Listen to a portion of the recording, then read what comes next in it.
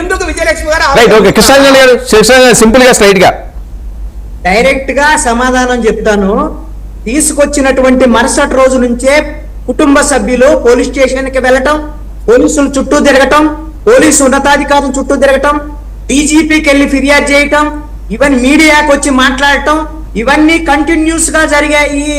జరిగినటువంటి నేపథ్యంలోనే తల్లిదండ్రుల్ని విజయలక్ష్మిని అతన్ని కలవనీయకుండా చేసినటువంటి పరిస్థితి ఉంది. ఇవన్నీ కూడా విజయలక్ష్మి బయట చెప్పారు. ఇవన్నీ ఉన్న తర్వాతే, తీవ్రమైన వేధింపులు గురి చేసిన తర్వాతే విజయలక్ష్మికి మొట్టమొదటి చెప్పింది సీఐనే. మీ కొడుకు చచ్చిపోయాడు, వెళ్ళి ఫోటోకు దండేసుకొని చెప్పింది కూడా సీఐనే. అంత ధైర్యంగా చెప్పాడు. ఈ రోజు కూడా నేను చెప్తున్నాను, ఈ ప్రభుత్వానికి తప్పు చేసినటువంటి సీఐని వెనకాల్సుకొచ్చేటువంటి విధంగా విజయశేఖర్ రెడ్డి గారు ఎవరైతే చనిపోయినటువంటి సాయి కృష్ణకు సంబంధించినటువంటి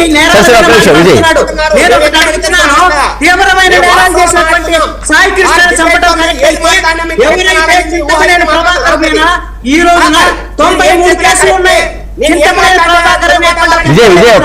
చింతమనేని ప్రభాకర్ కూడా ఈ విధంగా పోలీస్ స్టేషన్ తీసుకెళ్లి ఈ విధంగా టార్చర్ చేసి ఈ విధంగా తీసుకోవడానికి అవకాశం ఉంటుందా?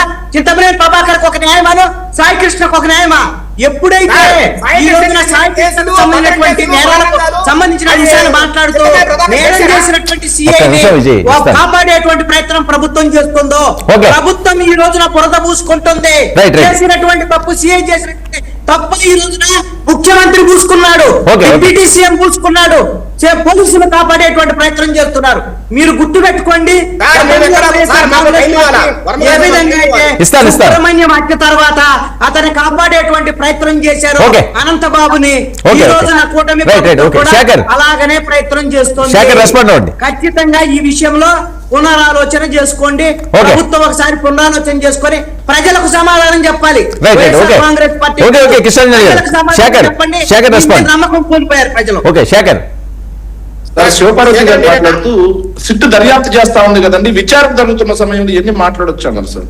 మరి గత 5 సంవత్సరాల్లో విచారణ జరుగుతున్న సమయంలో మీరే తీర్పులు ఇచ్చేశారు కదమ్మా.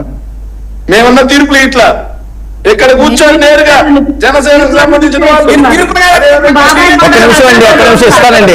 ఒక్క నిమిషం ఇస్తాను. నెక్స్ట్ మీరే మాట్లాడదు కానీ ఒక్క నిమిషం ఉండండి. శివపార్తి గారు నెక్స్ట్ మీరే మాట్లాడదు కానీ క్రాస్ టాక్ వద్దు. శివపార్తి నేను ఇస్తానండి. ఒక్క నిమిషం ఉండండి.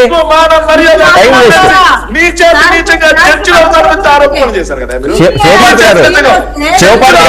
శివపార్తి గారు మీరు ఏమైనా ఉంటే రాసుకోండి. నెక్స్ట్ మీరే మాట్లాడదు కానీ టైం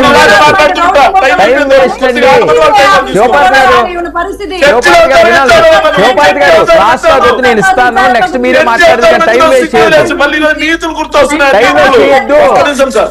వేస్ట్ చేయొద్దు. శివపార్తి గారు నెక్స్ట్ మీరు మాట్లాడితే కానీ కదా. ఒక్క నిమిషం ఉండండి. టైం వేస్ట్ ఎందుకు సార్? ఒక్క నిమిషం. గట్టిగా స్పందించాల్సి వస్తుంది, అందుకని చెప్పేసి